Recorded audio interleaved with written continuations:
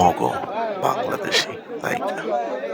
আসলে নিজেদেরকে এমন স্টার মনে করেন যেন তারা তামিলনাড়ুর নায়িকা।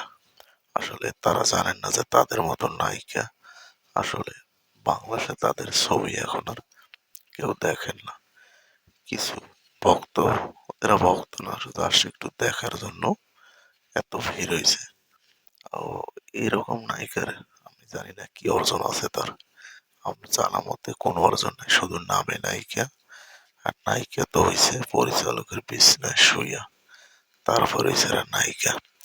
এখন তারা রাস্তাঘাটে একটু বের হয়, ঢং সং দেখে মনে হয় যেন কোন বড় সুপার স্টার নায়িকা কারিনা ও সিরিয়াকে ফেল মারার মতো তারা এরকম একজন নায়িকা নিজেদেরকে দাবি করেন।